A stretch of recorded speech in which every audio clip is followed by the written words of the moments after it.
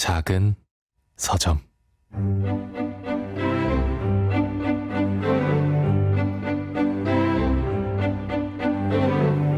안녕하세요. 작은 서점에서 장강명의 인생책 코너를 맡고 있는 소설가 장강명입니다. 박상용 소설가가 이금희 아나운서에 대해 이렇게 표현을 했습니다. 감정과 소통에 대해 열렬히 탐구하는 학자다. 그에게 있어 공감이란 감정의 동요가 아니라 이해를 향한 끈질긴 노력이다. 공감과 경청, 소통과 이해, 왠지 오늘도 조금은 배워갈 수 있지 않을까 기대가 됩니다. 어제에 이어서 이금희 아나운서님을 만나보겠습니다.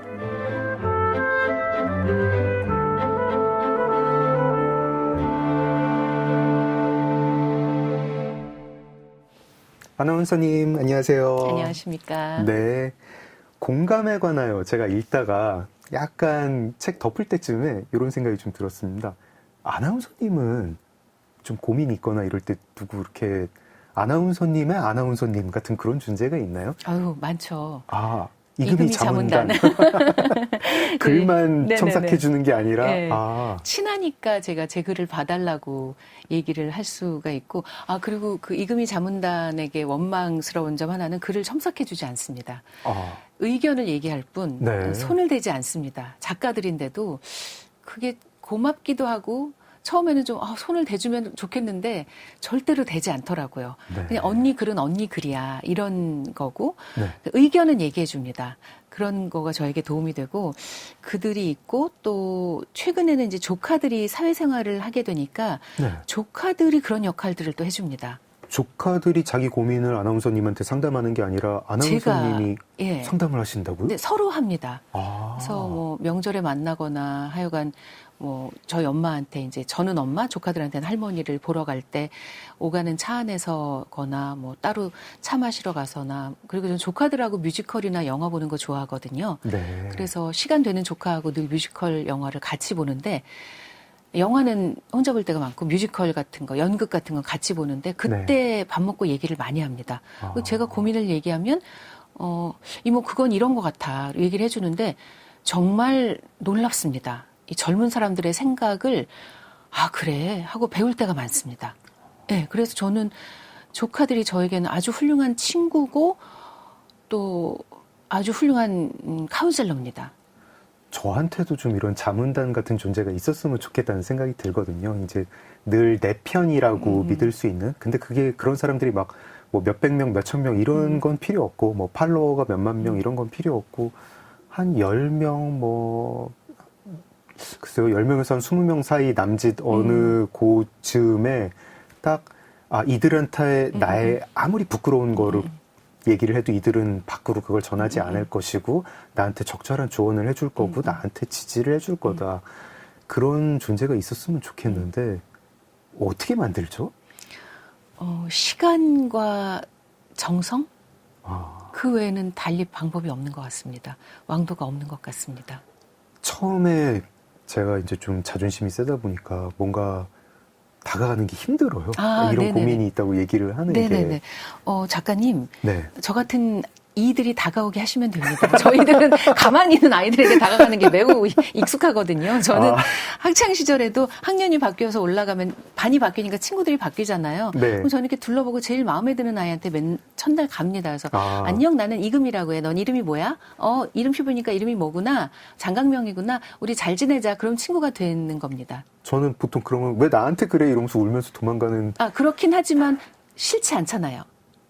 한 2번 정도 다가와 주면은 약간 그죠? 한 3번 정도면 이제 네네. 마음을 열었던 것 같아요. 그렇게 오는 이가 있으니까 기다리시기만 하면 됩니다. 그런 신호를 보내오는 분들을 제가 좀 소중히 여겨야겠습니다. 네네. 장강명의 인생책 이금희 아나운서님과 함께하고 있습니다. 2부에서는 추천해 주신 책 중에서 김승섭 교수님의 타인의 고통에 응답하는 공부를 오롯이 이야기를 해보겠습니다. 어떤 책이죠? 우리가 의학은 개인의 건강을 다루는 거라면 네. 보건학은 공중의 건강을 다루는 거더라고요. 네. 그래서 이 보건학 쪽을 연구하고 계시는 김승섭 교수님이 네. 그 연구실에서 했던 수많은 실험을 토대로 한 자료를 근거로 제목에 나와 있는 말 그대로 타인의 고통이 어떤 것인지를 보여주고 네. 그 고통에 우리가 응답하기 위해서는 어떤 공부를 해야 하는지를 얘기해주는 책입니다. 네. 아나운서님은 이 책은 어떻게 접하게 되셨습니까? 책 프로그램에서 이제 어떤 분께서 올해의 책으로 골라주셔서 읽게 되었는데 네. 제가 이 책을 정말 좋아해서 제 주변에 한 50명한테 선물한 것 같아요. 네. 제 주변에도 김승석 교수님 팬이 되게 많더라고요. 네, 그럴 거예요, 아마도. 저는 되게 부끄럽게도 복원학이라는 학문의 존재 자체를 김승석 교수님 때문에 알게 됐어요. 저도요. 그거 맞는 거죠? 저희 네네. 몰랐던 게 저도요. 좀 괜찮은 거죠? 무식한 그런 거 걸 아닌 누가 거죠? 설명해 준 사람이 없잖아요. 네. 근데 김승섭 교수님 같은 분이 설명해 주시잖아요. 네. 예. 좀 묘했는데요. 타인의 고통에 응답하는 공부랑 공감에 관하여를 이제 이 방송 준비하면서 같이 다시 읽으니까 주제가 같은 주제인 것 같은 거예요. 한 책은 연구자, 학자가 쓴 책이고 한 책은 실천가가 쓴 책 같이 그렇게 느껴졌는데 아나운서님은 좀 이 타인의 고통에 응답하는 공부 읽을 때 약간 학자의 관점은 이렇네? 혹은 이분이랑 나랑 주제가 같네? 관심 갖는 분야가 같네? 이런 생각 좀 하셨나요?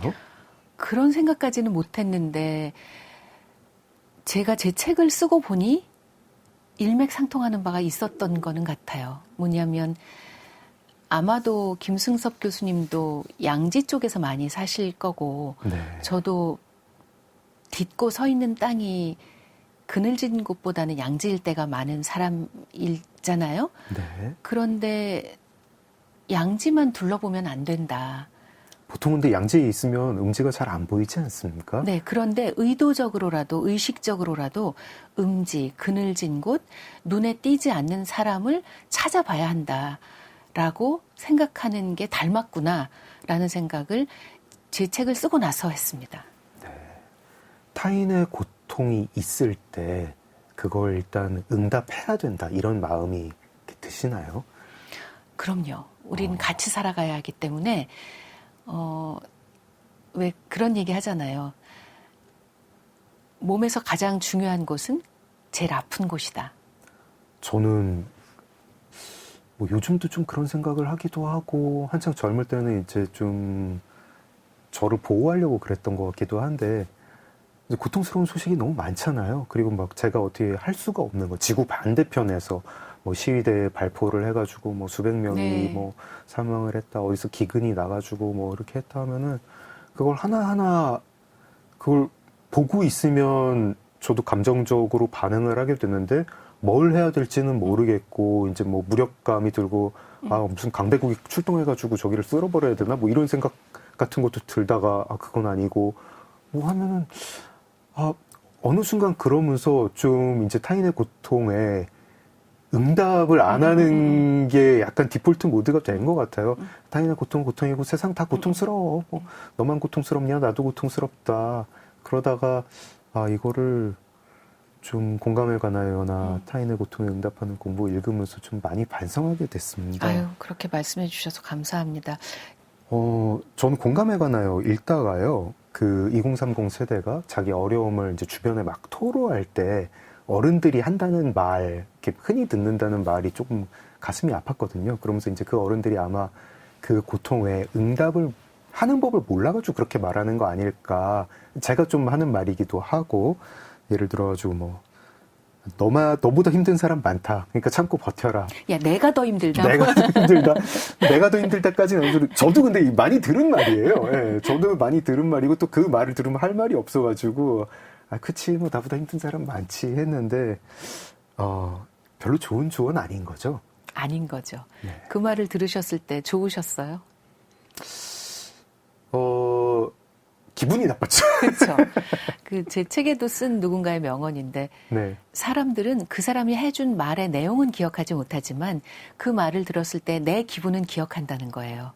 그리고 그 기억은 아주 오래 갑니다. 밥 사주면서 그런 얘기 해주면은 좀 이렇게 좋았죠. 네, 저는 밥 사주면서 그런 얘기 해줘도 밥 사주는 건 좋지만 그런 얘기하는 건 안 좋았습니다. 네. 그래서 저는 그런 어른이 되고 싶지 않았고요. 제 책에 쓴 일화 중에 하나인데 네.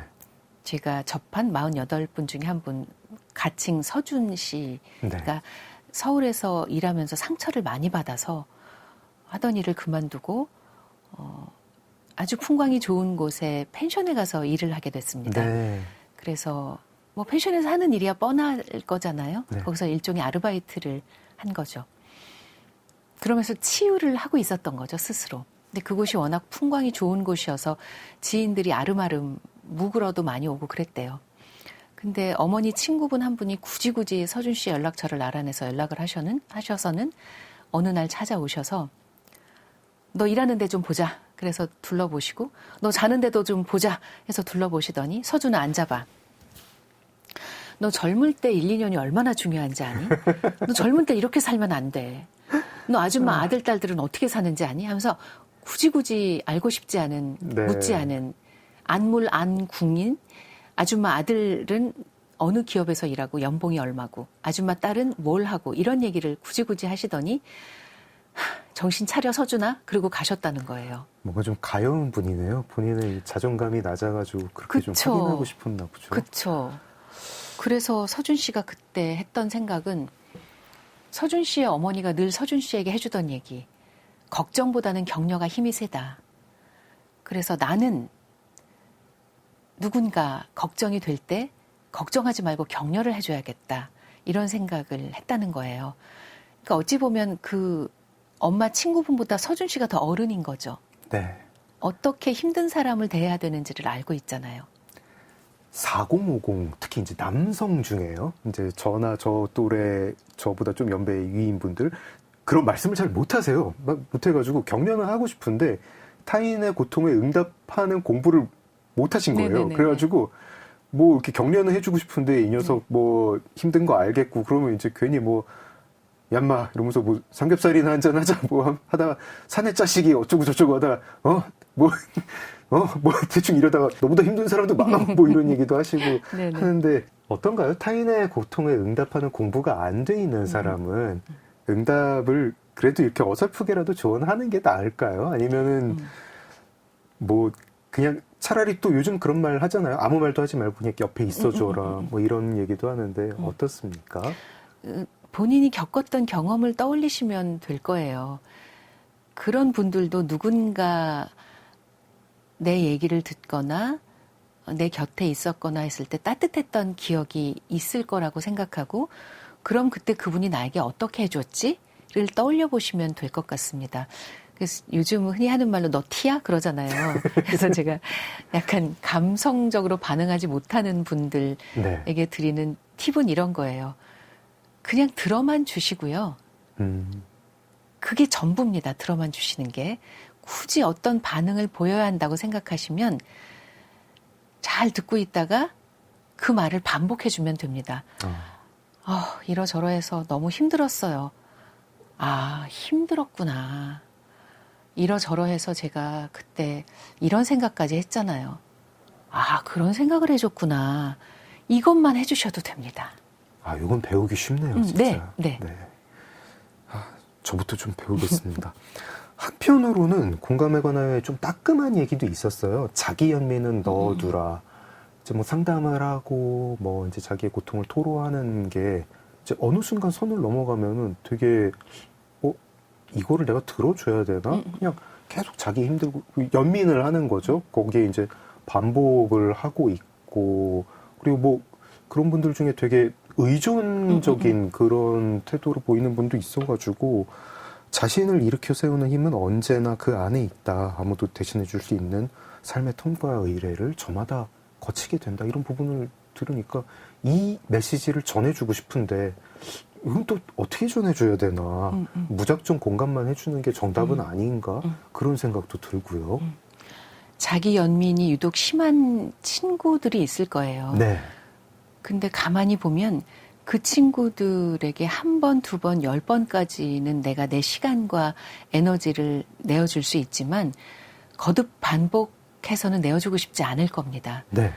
그 정도 되었을 때 내가 더 이상은 못 들어주겠다 싶을 때는 저는 진짜 이 친구와 오래 가고 싶다면 얘기를 해줘야 한다고 생각하지만 만약 이 친구가 그렇게 오래 갈 것 같지 않으면 얘기할 필요 없고 서서히 멀어지는 방법도 권해드리고 싶습니다. 네. 이유는 내가 먼저 나를 지켜야 하기 때문이죠. 긍정적인 에너지를 받아도 모자란데 부정적인 에너지를 내가 끊임없이 받아야 할 필요는 없습니다. 내가 할 수 있는 만큼만 해주고 그걸 넘어서면 우선 나를 지켜야 합니다.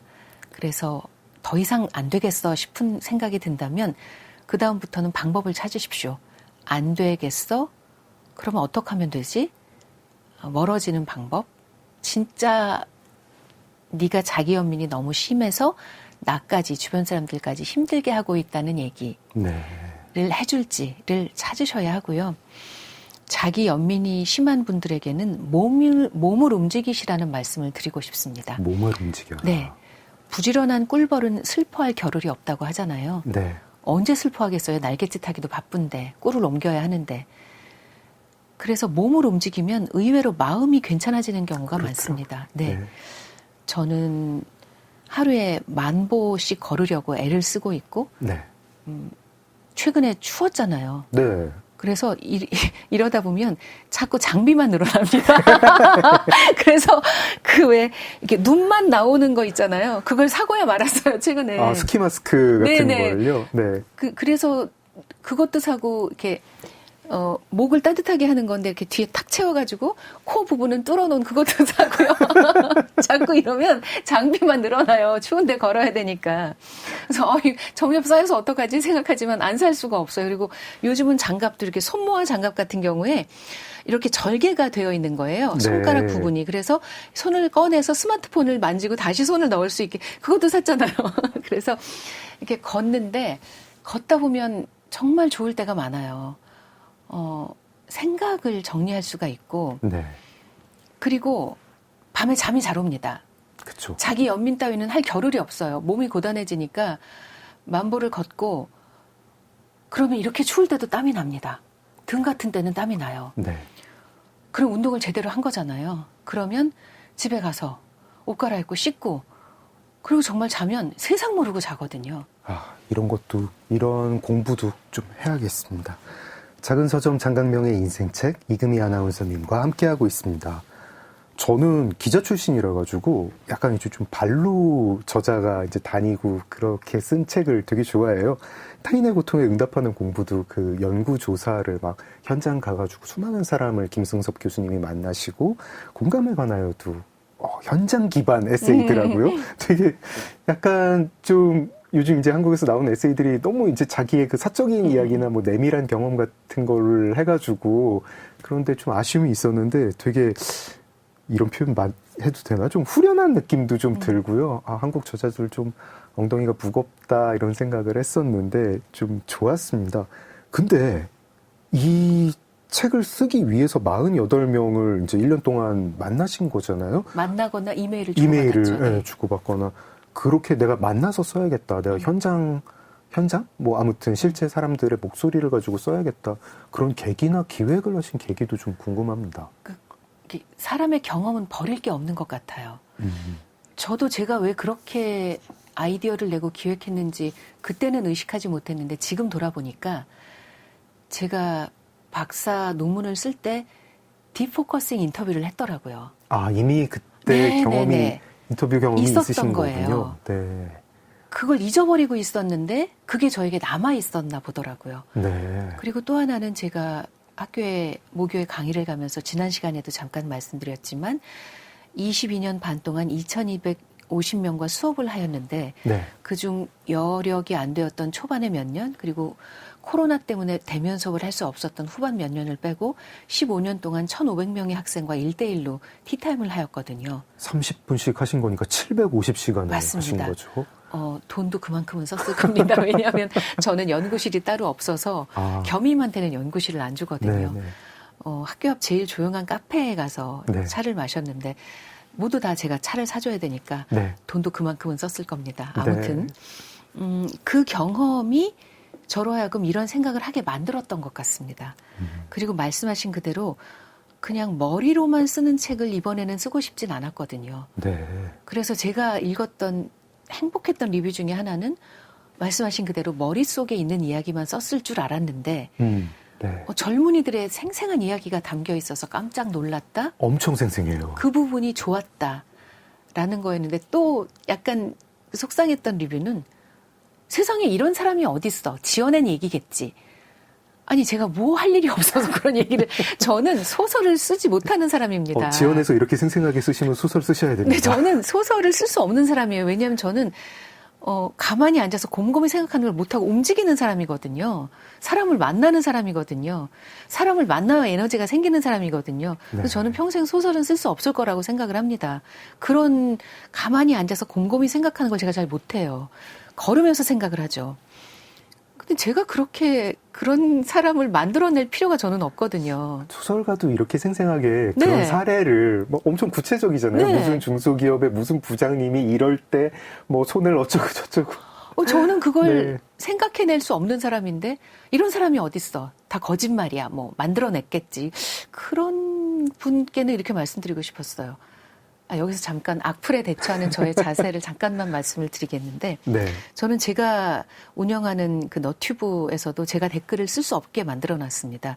저희 제작진만 쓸 수 있어서 네. 제가 올리는 글은 제작진에게 보내서 제작진이 올리게 해요. 네. 왜냐하면 이른바 악플을 보면 제가 악플을 달고 싶을 거잖아요. 그분에게 댓글을. 네. 실은 어떤 분이 제가 출연한 다른 너튜브에 와서 제가 하고 있는 어떤 프로그램에 출연하지 말라는 댓글을 막 다신 거예요.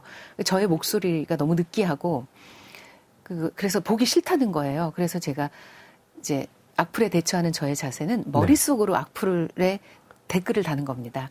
한 번도 달아본 적은 없습니다. 네. 댓글을 달지 않으려고 노력을 하고 제도적으로 그렇게 만들어놨어요. 달 수 없게. 네.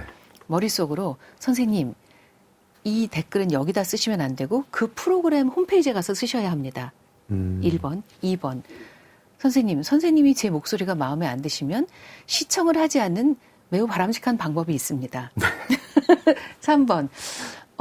선생님이 제 목소리가 마음에 들지 않으시다고 하더라도 제 목소리를 듣는 게 편한 분들이 더 많은 것 같습니다. 현재까지 제가 이 프로그램을 하고 있는 걸 보면. 네. 4번. 선생님이 제 목소리를 마음에 들어 하시지 않는 건 뭔가 어른 같은 느낌이 드는 여성의 목소리를 힘들어 하시는 건 아닐까요?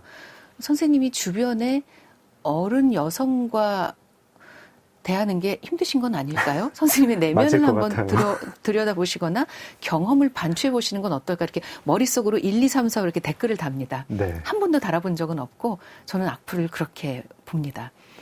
근데 어쨌거나 다 거짓말일 거야, 지어낸 걸 거야 하신 분에게는 이런 댓글을 머릿속으로 달았습니다. 선생님, 1번. 선생님, 저는 그럴 만큼 시간이 없습니다. 2번.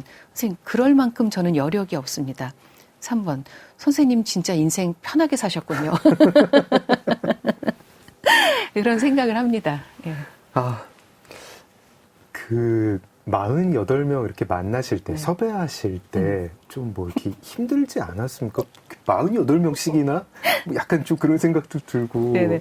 네. 실은 제가 잘 모르는 젊은이들을 만나고 싶었어요. 그분들의 얘기를 듣고 싶어서, 출판사 제 담당 편집자님에게 네. 좀 추천을 해주세요라고 부탁을 드렸고, 꽤 시간이 걸려서 24분을 추천을 해주셨어요. 그래서 네. 그분들의 연락처를 제가 받고, 근데 그때 제가 마침 좀 몸이 안 좋아서 병원을 다니던 터라 급성 후두염이 왔거든요.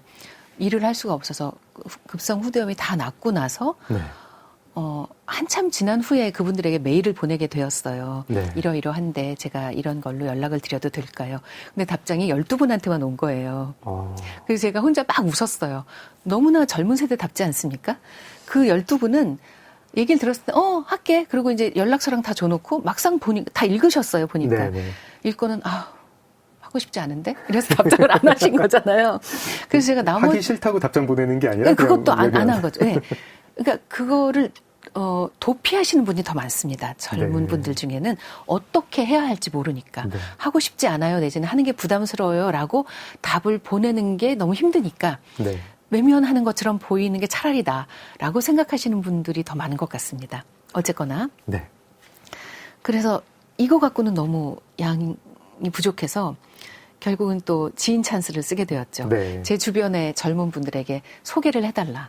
본인의 얘기를 쓸 수는 없을 테니 소개를 이러이런 취지니까 소개를 해달라 해서 또 요즘은 그래도 좋은 게 단톡방 이런 게 잘 되어 있어서 네. 그런 데다가 알려서 하겠다 이런 사람들 연락을 또 해서 저에게 보내주셔서 소재를 제공해주신 그 출판사에서 섭외해주신 분들께는 출판사에서 선물을 드리고 또 제가 만난 48분께는 당연히 책을 보내드렸고 네. 그 외에도 제가 할 수 있는 선물들을 모두 보내드렸습니다.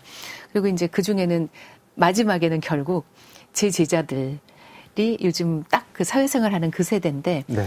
그 중에 제가 한 4, 5년 정도 책 모임을 만들어줘서 아직도 만나는 후배들이 있거든요. 네. 1년에 한 번씩 꼭꼭 만나고 그들끼리는 한 달에 한 번씩 책을 계기로 해서 만나거든요. 네. 그래서 그들 중에는 이제 애기 엄마도 꽤 많고 직장 생활 연차가 꽤 쌓인 후배들도 있는데 결국은 그 후배들에게 마지막으로 부탁할 수밖에 없었고 네. 그들에게서 좋은 얘기가 정말 많이 나왔습니다. 왜냐하면 그들은 저를 잘 알기 때문에 신뢰하고 있으니까. 제가 바라는 내용이 뭔지를 알고 있어서 자기 얘기를 정말 솔직하게 저에게 들려주거나 보내주었습니다. 네. 그래서 제가 이 책은 공감에 관하여는 그 48명이 없었으면 나올 수 없는 책이고 또 하나 모두 행복해지는 말도 제 주변의 아나운서 선후배들의 딸 아들의 이야기 사랑하기 좋은 날 이금입니다의 청취자들의 딸 아들 조카들의 이야기를 토대로 제가 각색을 한 거거든요. 네. 그것 역시 그렇게 아이들의 이야기를 들려준 어른들이 계시지 않았으면 나올 수 없는 책이다 이렇게 말씀을 드립니다. 그래서 이 책은 혼자 쓴 게 아니라 그분들이 들려주신 이야기를 바탕으로 제가 쓴 글이기 때문에 정말 그분들이 이 책의 절반쯤 저자들이십니다. 아, 생생함의 비결도 이제 알겠습니다. 네네. 노래 한 곡 여기서 들어볼까요? 네네. 어떤 노래 들으면 좋을까요? 작년 연말에 정말 많은 분들이 사랑하셨던 화사의 굿 굿바이를 준비했는데요. 네. 이 곡을 듣고 싶었던 이유는 네. 제가 작년 연말에 성시경 씨 콘서트를 조카랑 또 같이 갔어요. 근데 네. 거기 화사 씨가 게스트로 나온 거예요. 네.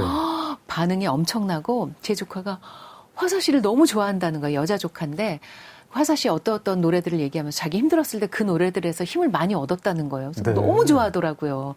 그래서 제가 화사 씨가 정말 훌륭한 역할을 하고 있구나를 알게 되었고 그때 무대에서 부르기도 했고 또 그 박정민 배우와의 네네. 멋진 그 장면 퍼포먼스를 연출하게 됐던 굿 굿바이를 많은 분들께 한 번 더 들려드리고 싶었습니다. 네.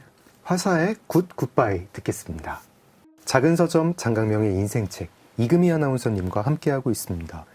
취재를 기반으로 한 책은 생생할 수밖에 없다 이런 말씀을 드렸었는데 김승석 교수님의 이 타인의 고통에 응답하는 공부도 진짜 생생하더라고요. 생생한데 안 좋은 것도 생생해요. 막 그 천안함 장병 생존 장병을 이제 김승석 교수님이 연구 조사를 했는데 이 장병들에게 낙인으로 다가왔던 말, 동료 군인들이 하는 말인데 대박 이게 옮기기도 참 힘든 네네네. 그런 이제 말하자면 뭐 악플이죠. 악플을 하는데 뭐 너희 둘 모여 있지 마라, 뭐 발 가라앉는다, 뭐 이런 말들 또 뭐 이렇게 게이 퍼레이드 시위에서 옆에서 이제 그 반대자 분들이 하시는 말씀들 이런 것도 아마 누가 지어가지고 하려면 힘들 거예요. 진짜 현장에서 있었던 오가는 이야기이기 때문에. 네.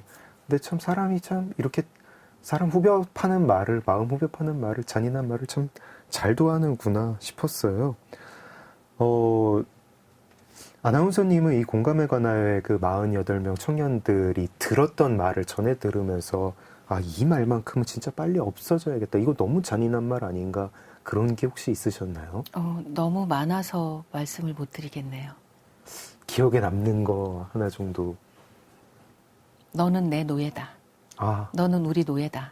읽었습니다. 네네. 네. 귀를 의심했습니다. 진짜로 그런 말을 했다고?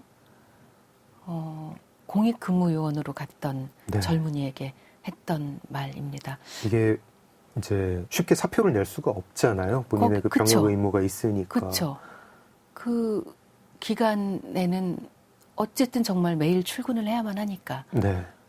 정말 마음이 아팠고 너무 미안했습니다. 그 젊은이에게 정말 미안했습니다. 어른이 그런 말을 해서.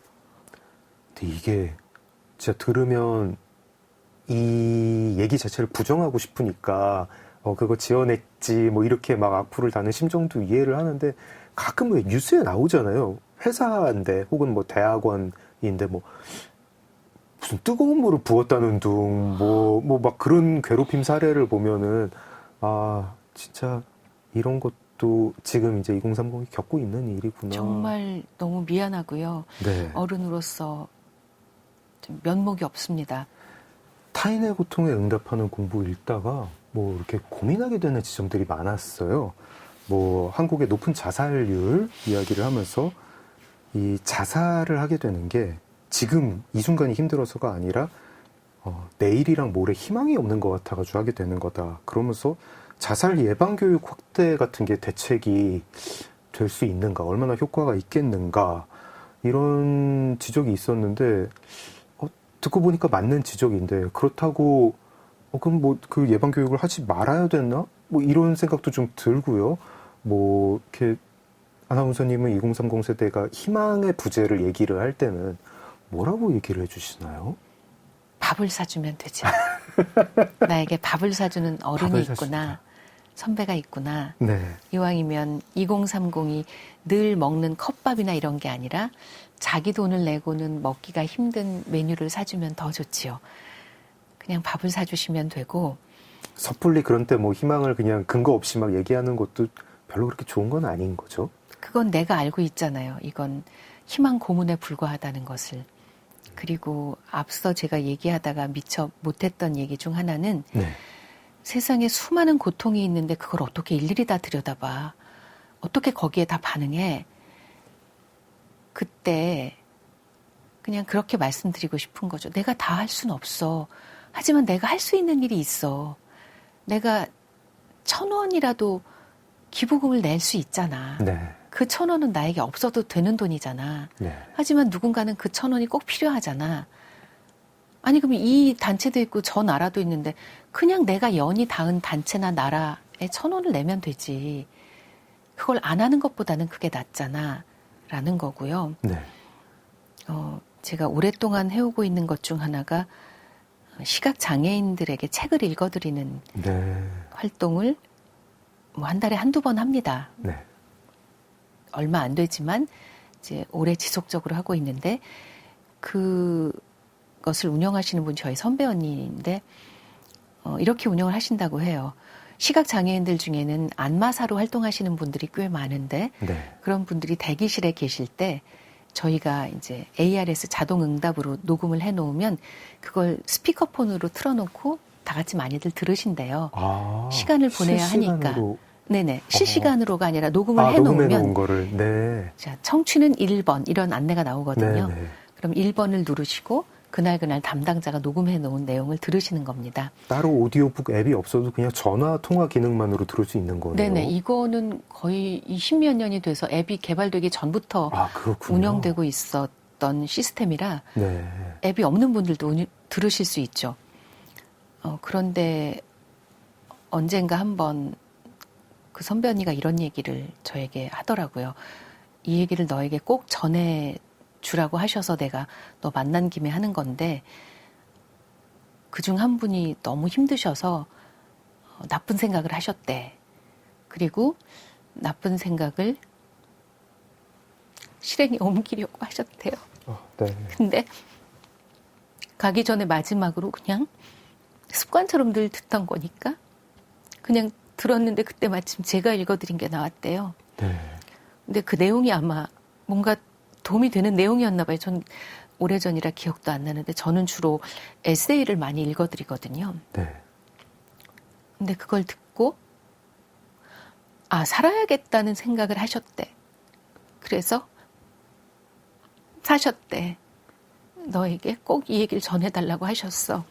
사람 희망이라는 게 되게 희망도 참 저희가 잘 모르는 것 같아요. 절망도 잘 모르고 뭐 오늘 내일 희망이 없어 보이고 모레 희망이 없어 보인다고 해가지고 희망이 없다고 생각하지만 정말 생각지 않은 데서 희망이 있고 어느 날 ARS로 이렇게 통화를 해서 누군가 읽어주는 책을 읽다가 거기서 갑자기 희망이 나올 수도 있고 제가 이 사람한테 해줄 수 있는 게 없다고 생각을 하지만 사실은 해줄 수 있는 게 있을 수 있고 저희가 늘 조그만 일 할 수 있고 그래서 언니 정말 다행이다. 했던 기억을 가지고 있습니다. 아마 이 기억은 평생 가져갈 것 같은데요. 그냥 내가 있는 자리에서 누구나 할 수 있는 게 있을 거예요. 저는 지금 아나운서님이 해준 이야기가 희망이 되네요. 뭔가 할 수 있다. 되게 힘든 고민들이 이제 교수님이 이 책에서 많이 쓰시고 그걸 고민을 하는데 여기서 아나운서님이랑 얘기를 하다 보면서 또 이렇게 막 해결의 실마리 같은 거, 희망을 좀 얻는 것 같습니다. 이런 것도 좀 고민스러웠어요. 제가 되게 고민스러운 이야기만 자꾸 던져드려가지고 너무 죄송합니다. 연구자의 윤리를 이제 교수님이 고민을 하시는데 네. 피해자를 연구를 해야 됩니다. 이제 보건학이고 자기는 연구자고 학자니까.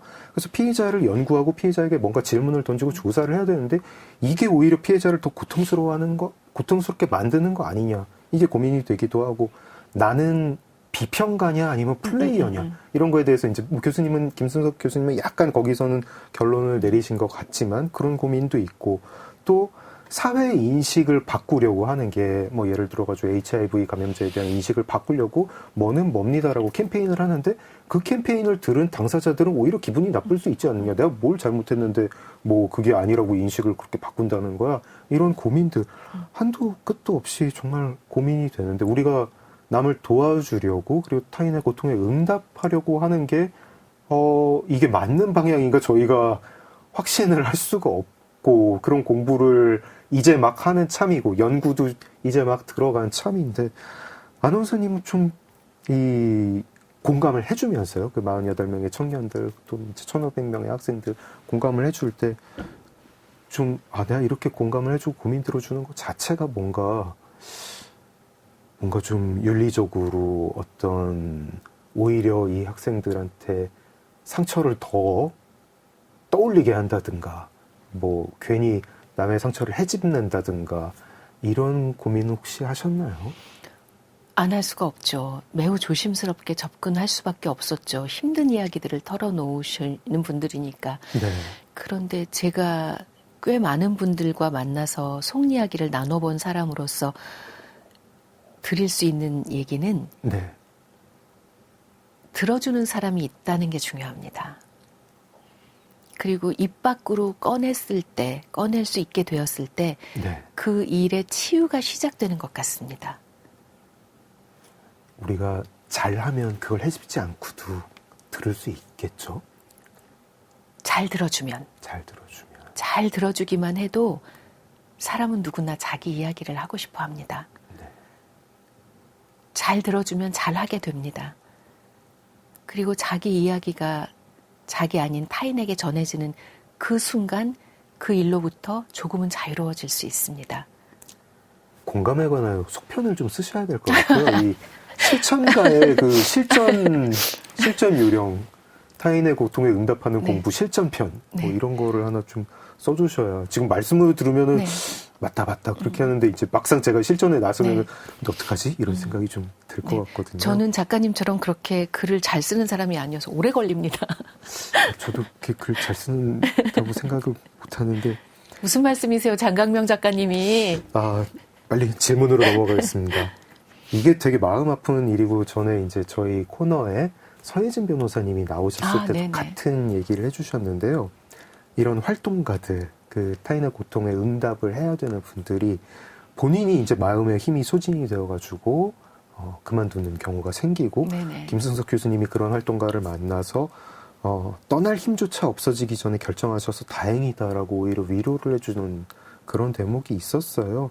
타인의 고통 계속 접하는 분들은 이런 소진 문제 다 겪는 것 같더라고요. 네. 정신건강의학과 네. 선생님들도 겪고 아나운서님 아무리 이라지만 그래도 고통스러운 경험들, 고민들 듣다 보면은 좀 이렇게 마음이 에너지가 그럴 때 있지 않으세요?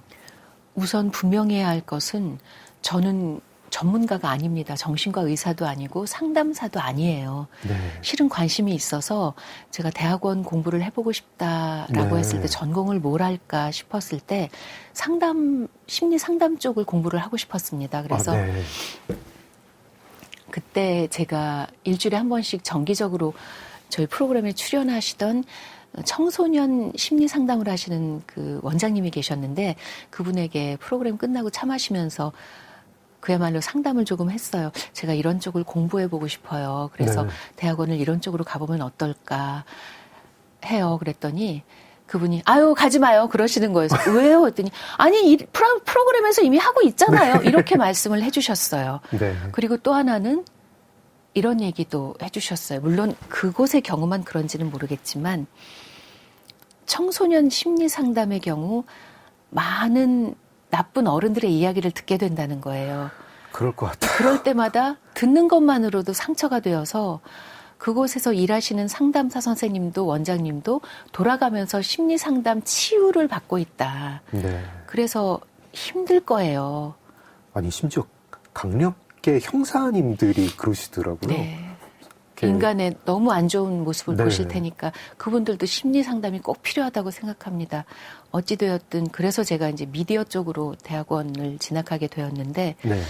그런 분들하고 저는 비교조차 할 수가 없습니다. 그런 분들은 진심으로 전심전력으로 들으시겠지만 저는 그분들의 100분의 1이나 들을까? 저는 그런 사람이고요. 그런 분들하고 비교하면 안 됩니다. 저는 정말 또래 상담가처럼 그냥 주변 사람들 얘기 들어주는 정도, 프로그램에서 만나는 분들이 방송에서 할 수 있는 이야기를 들어드리는 정도이기 때문에 저는 그런 주제가 못 된다는 걸 제가 잘 알고 있고요. 전에 엄앵란 선생님께서 네. 일주일에 한 번씩 부부 상담하는 코너를 정기적으로 출연하고 계셨는데 그런 말씀을 하셨습니다. 나와서 이혼하겠다는 부부들에게 이러한 건 어때요? 막 얘기를 하시고 나서 매주 집에를 그냥 못 가시고 중간에 있는 공원에 가서 가만히 연못을 바라다 보면서 오래 앉아 계셨대요. 내가 무슨 주제에 그런 말을 했을까? 내가 한 말이 상처가 되지는 않았을까? 네. 매주 루틴처럼 반성하고 후회하고 다짐하고 그런 시간을 보낸 후에야 집으로 갈 수 있었다는 말씀을 하셨는데 실은 저도 좀 비슷합니다. 내가 무슨 주제에 사실 사랑하기 좋은 날 이금입니다를 진행하다 보면 내가 뭐라고 나한테 이런 말씀까지 해주시지? 이런 청취자들이 꽤 많으십니다. 힘든 이야기, 속상한 이야기들을 보내주시는 분들이 계세요. 그러면 내가 뭐라고 나한테 이렇게까지 솔직하게 해주시지? 이럴 때가 있어요. 그럼 다행이다. 그래도 이렇게 솔직하게 털어놓고 나으셨으니 조금은 후련해지셨을 거야. 이런 생각을 하고 저는 그렇게까지 깊이 있게는 아니고 그냥 제가 할 수 있는 만큼만 합니다. 그래서 제가 아프거나 제가 고통을 겪거나 하지는 않습니다. 그것만 봐도 제가 얼마나 이 일을 피상적으로 하고 있는지 아시겠죠. 네. 너무 겸손한 답변이십니다. 정말 그렇습니다. 저 진짜 어려운 질문이 하나 더 있는데요. 김승석 교수님이 본인이 이제 답하기 어려운 질문이라면서 소개를 해주신 건데 이게 또 남의 고통에 응답하는 사람한테는 다 고민이 될 것 같아요. 누가 진짜 파괴적인 욕망을 품고 있는데 이게 뭐 자살이든 뭐든 자기를 파괴하고 싶은 그런 욕망이 있는데 옆에서 말려야 돼요. 말려야 되지만 그 사람은 그걸 원해요.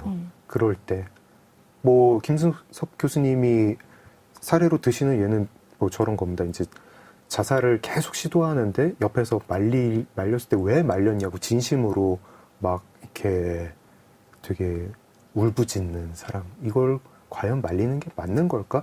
나는 의사고 보건학자이기 때문에 말리지만 그 개개인의 삶을 들여다봤을 때 그 개개인의 선택을 내가 어떤 객관적인 위치에서 그건 나쁜 겁니다. 좋은 겁니다. 하고 이렇게 선택을 막고 어떤 사회적으로 바람직한 이런 걸 강요하는 게 맞는 걸까?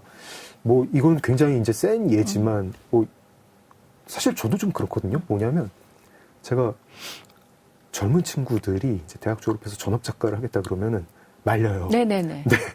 너무 바람직하지 않은 것 같아요. 어떻게 먹고 살려고 그래? 이런 걱정이 되잖아요. 네. 그리고 많은 부모님들이 아마 자식의 뜻을, 여러 가지 자식의 뜻을 그렇게 꺾을 거예요. 뭐, 그런데 이게 맞는 걸까? 그리고 너무 뻔하게, 네가 그 관계를 지속하면 너는 안 될 거야. 이 길을 가서면 너는 상처받을 거야 라고 할 때 꺾는 게 맞는 걸까? 타인의 고통에 응답을 해야 되는 깊이가 어딘지 모르겠는데 어떻습니까? 두 가지로 나누어서 말씀드릴 수 있습니다. 첫 번째는 소설가가 되고 싶어. 네. 연극 배우가 되고 싶어. 배우가 네. 되고 싶어. 이런 젊은이들을 위해서 저는 아마 그런 제도가 조금씩 시행되고 있는 것 같긴 한데 기초적인 생활을 할 수 있는 지원을 정부나 지자체에서 해줘야 한다고 생각합니다. 네. 정말 입에 풀칠은 할 수 있어. 먹고 살 수는 있어 정도를 네.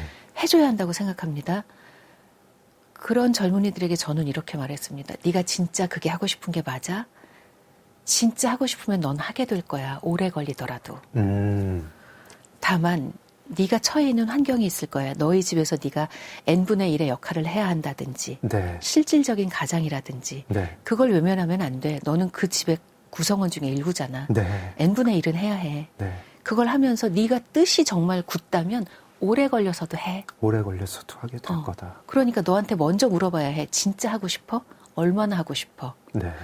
이런 정도의 간섭 내지는 얘기를 해줄 수 있겠고요. 두 번째로 최악의 선택을 하는 사람은 무조건 말려야 합니다. 이유는 제가 119에서 구급대원으로 활동하시는 분이 쓴 책을 읽고 그분과 인터뷰를 하였는데 그런 분들을 구조하지 못했을 때 이런 분들이 얼마나 트라우마에 시달리는지 아십니까? 정말 이분들 너무너무 심각하게 시달리십니다. 네. 그래서는 안 되는 것입니다. 우리는 같이 살아가야 합니다. 하루만 더 살자. 한 번만 더 생각하자. 내가 할 수 있는 만큼은 해줘야 합니다. 제 목숨이 저만의 아닙니다. 소유물은 아니군요. 내가 잘 살아야 하는 이유는 내가 사랑하는 사람들과 나를 사랑하는 사람들을 위해서입니다. 네. 그래서 나는 잘 살아야 하는 것입니다. 알겠습니다. 작은 서점 장강명의 인생책 이금희 아나운서님과 함께하고 있습니다. 인생을 뒤흔든 한 권의 책. 장강명의 인생책. 저희 이제 보내드리기 전에 모든 게스트께 공통 질문을 하나 드리거든요. 하루 일과 어떻게 되시나요? 그날 다르기 때문에 루틴은 하루에 10,000보를 걷는다는 것 외에는 전혀 없습니다. 아, 하루 10,000보 걷는 거는 그러면 이제 매일? 네. 아. 그것 위주로 일정을 짜니까요. 네. 밤에 걷기도 하고 낮에 걷기도 하고 아침에 걷기도 하고 네. 무조건 걷는다 외에는 너무 바쁜 날에 이제 해는 저물어 갔고 10,000보를 걸을 시간이 없을 것 같은 그런 때에도 그러시나요? 그럴 때는 약간 달리기처럼 걷습니다. 좀 더 많이 걷기 위해서 막 숨차게 막 거의 뛰듯이 걷습니다. 총소모 열량을 네네네네. 비슷하게. 알겠습니다. 저 아나운서님 만나가지고 이렇게 어제 오늘 1시간씩 얘기하는데 제가 왠지 뭔가 상담을 받은 것 같은 아이고, 기분이에요. 아닙니다. 감사합니다. 저도 좀 진행을 빙자해서 고민을 좀 여쭤봤던 것 같고 너무 감사한 시간이었습니다. 저희 마무리할 때 어떤 노래 들으면 좋을까요? 마지막 곡은 이찬혁 씨의 멸종위기 사랑을 듣겠습니다. 네. 들으면 가사도 좋고 흥미롭고 퍼포먼스도 정말 좋거든요. 네. 이 곡 추천해드리고 싶습니다. 네. 작은 서점 장강명의 인생책 어제에 이어서 공감과 소통의 아이콘 이금희 아나운서님과 함께했습니다. 나와주셔서 고맙습니다. 고맙습니다. 네, 이금희 아나운서님의 추천곡 이찬혁의 멸종위기 사랑 들으면서 저도 함께 인사드리겠습니다. 지금까지 소설가 장강명이었습니다. 감사합니다.